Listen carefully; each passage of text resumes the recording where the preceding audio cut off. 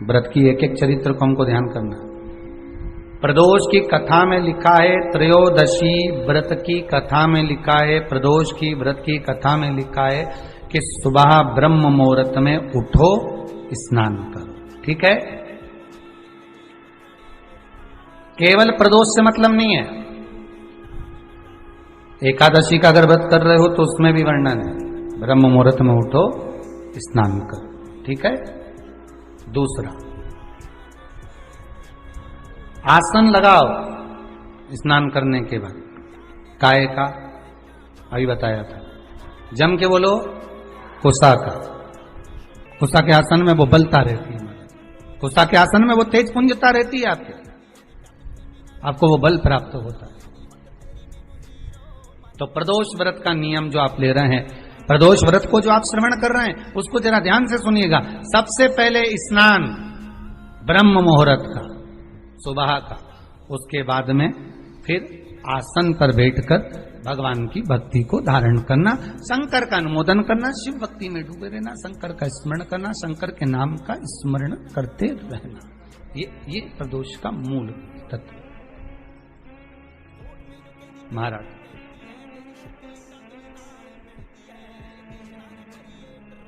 प्रदोष व्रत करने वाले को भोजन नहीं करना चाहिए, ध्यान दीजिए। फलाहार करो, उसमें भी नमक का सेवन मत करो। प्रदोष व्रत में नमक का सेवन वर्जित होता है। कारण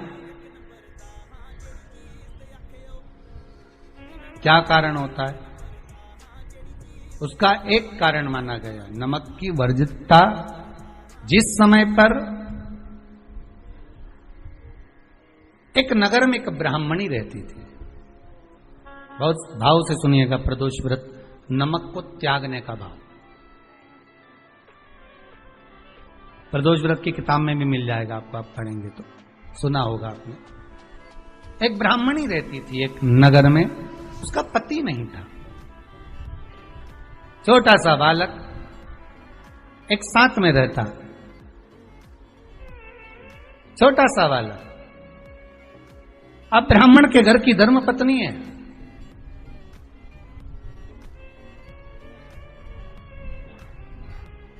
ब्राह्मण कर्मकांड करने वाला, पूजन करने वाला, पाठ करने वाला, अनुष्ठान करने वाला, पूजन करने वाला, मंत्र जाप करने वाला, भगवत भक्ति में डूबने वाला।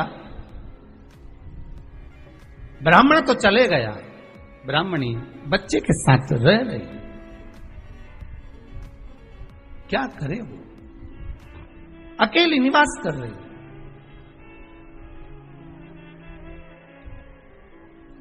अकेली रह रही है। और ब्राह्मणी बच्चे के साथ भ्रमण करती रहती, घूमती।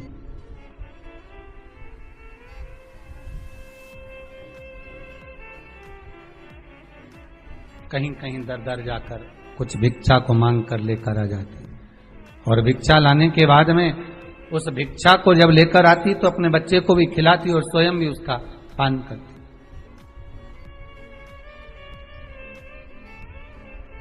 एक दिन ब्राह्मणी भ्रमण करते करते प्रदोष काल के समय पर शिव मंदिर में प्रवेश करी। प्रदोष काल के समय और शंकर मंदिर में जब प्रवेश करा, प्रदोष काल किसको कहते हैं?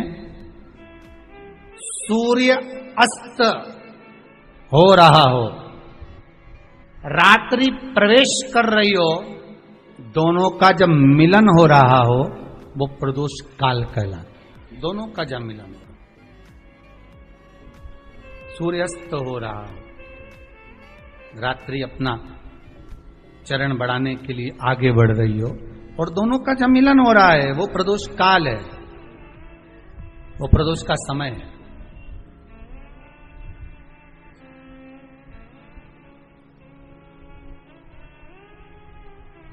ब्राह्मणी मंदिर में प्रवेश कर रही।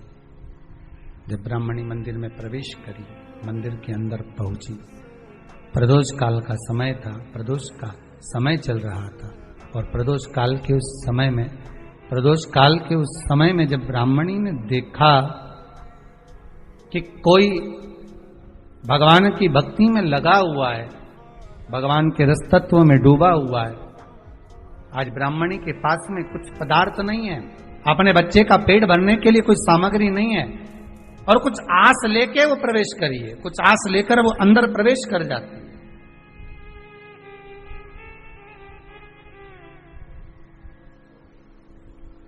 कोई ऋषि की पत्नी, कोई ब्राह्मण जन की अर्धांगिनी उस प्रदोष के समय पर शंकर का अभिषेक पूजन कर रही थी, भगवान शिव की आराधना कर रही थी, भगवान की भक्ति में डूबी हुई थी। बोल, जब भगवान शिव की आराधना में डूबी हुई है, आराधना कर रही है, ये कुछ पाने के लिए चली गई, ये कुछ पाने के लिए गई, और इसके मन में आया कि मुझे भोजन का कोई पदार्थ मिल जावे, मुझे कुछ भोजन मिल जावे, और जब मुझे भोजन मिल जाएगा तब मैं जो पाऊंगी अपने बच्चे को भी पाऊंगी। पर जिस मंदिर में वो प्रवेश करी थी, जहां पर नारी पूजन कर रही थी शंकर की प्रदोष काल में, वहां पर पड़ी हुई कुछ वस्तु को इस ब्राह्मणी ने मांग लिया।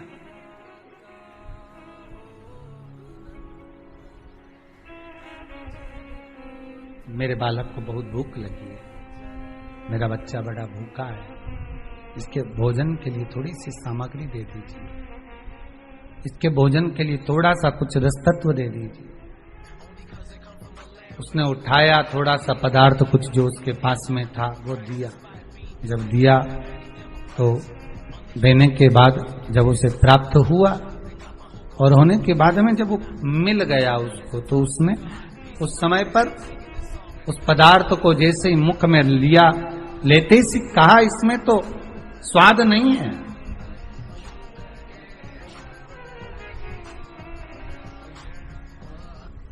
इसमें स्वाद नहीं है। महाराज, ब्राह्मणी ने जैसे मुख में लिया, थूक दिया, ये श्रेष्ठ नहीं है। जो ऋषि की पत्नी अंदर पूजन कर रही थी प्रदोष काल, उसने कह दिया, आपका चेहरा बता रहा है कि आप ब्राह्मण की धर्म पत्नी, पर आज आप दर दर जाकर अगर भिक्षा मांग रही हो, दर दर जाकर अगर भीख मांग रही हो, दर दर जाकर भिक्षा को मांग रही हो, तो इसमें आपके पति का दोष नहीं है, दोष आपका है, क्योंकि आप भगवान के प्रसाद में भी जो स्वाद देखी थी ना, ये आपका एक जन्म का नहीं है, ये ना जाने कितने जन्म का है। ब्राह्मणी के मस्तिष्क में बैठ गया, ब्राह्मणी के उस का ना वो बक्कल में नहीं अक्कल में बैठ गया कि ये स्वाद नहीं देखना। इसलिए प्रदोष व्रत के अंतर्गत ब्राह्मणी ने उस दिन से विचार कर लिया कि जैसे आप पूजन कर रही हो, जैसे आप अर्चना कर रही हो, जैसे आप आराधना कर रही हो, ऐसी आराधना, ऐसी पूजन, ऐसी भक्ति में भी करूंगी, ऐसी आराधना में भी करूंगी। अब मैं स्वाद नहीं देखूंगी। तो प्रदोष व्रत करने वाले को ध्यान रखना चाहिए कि नमक का सेवन ना करे, नमक को ना खाए, भोजन ना करे, फलाहार करिए, फल का आहार करिए, प्रयास करिए। और यदि आपने व्रत का ले लिया भोजन का कि हम तो एक टाइम फलाहार करेंगे, एक टाइम भोजन करेंगे, ऐसा भी कई लोग प्रदोष ले लेते हैं, तो वो बात आपकी है, आप तक रखो, ठीक है, अपने मन तक। ठीक है, बाबा आपकी मनोकामना पूर्ण करे, वो भी खाओ। आपको पहले भी कहा है, तुम्हारी भगवान से अगर बेर है, भगवान के मंदिर नहीं भी जाना चाहते, तो भगवान की चौखट पे दिया लगा दो, पर लगाओ। शाम के समय पर प्रदोष काल में बेलपत्री के पेड़ के नीचे, चाहे शंकर के मंदिर के दरवाजे पर या शिव मंदिर में, अगर आप प्रदोष के दिन दिया लगाते हो, सोमवार के दिन दिया लगाते हो, तो ऐसा कोई व्यक्ति नहीं जिसको मेरे देवाधिदेव महादेव, मेरा विश्वनाथ भंडार नहीं भरता हो, खाली नहीं छोड़ेगा, दे देगा। भंडार भर दे, कमी तो नहीं रख सकता, ये पक्का। पर तुम करना ही नहीं चाह, 2-4 सोमवार करो और उसके बाद कहते महाराज जी हमने तो करा था, हमको तो मिला ही नहीं। 2-1 प्रदोष करा तुमने, अरे 1 साल करो, सारे दरबदर भी तो अपन ठोकर खा कर आए, इतना साल निकाला अपन ने, और 6 महीना 3 महीना 4 महीना भगवान से निवेदन तो करो, दिल से कहो तो सही, नी भंडार भरे तो बात दूसरी, एक बार बोलो तो। पर जगत के लोगों के सामने जाकर मत कहना तो देव अधिदेव महादेव से कहना। अब वो राजकुमार ने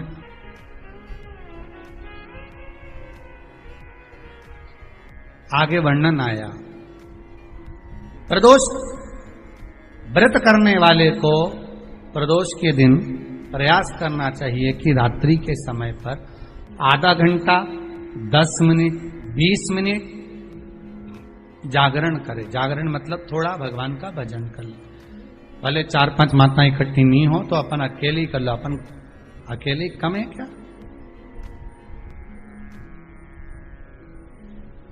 भाई, अपन कम पड़े,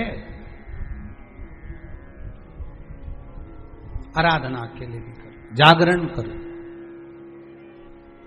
जब आपकी 11 प्रदोष हो जाए, 26 प्रदोष हो जाए, तब उद्यापन करो। उद्यापन 2 ब्राह्मणों को जोड़े से बुलाओ, ब्राह्मणों को जोड़े से बुलाकर उनके चरणों की पूजन कर कर, आराधना कर कर, सुंदर मंडप तैयार कर कर भगवान का, उसमें सुंदर रंगोली डालकर मंडल बनवाकर पूजन करो शंकर भगवान की प्रदोष का। एक दिन पहले गणेश की आराधना करो, पूजन करो, और प्रदोष वाले दिन जो मंडल बनाए हैं पूजन अर्चना करने के लिए, जो स्थान दिया है उसकी आराधना करो।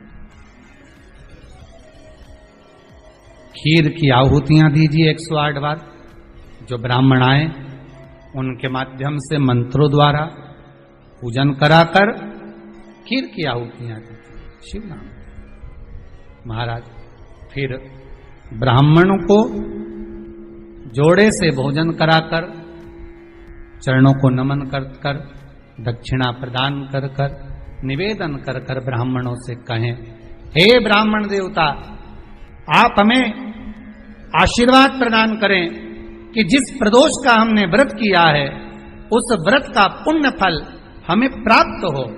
ऐसा ब्राह्मण चरण को नमन कर कर, प्रणाम कर कर उनसे अपने मस्तक पर अक्षत छुड़वाएं, फिर नमन कर कर भोजन कराकर विदा करें।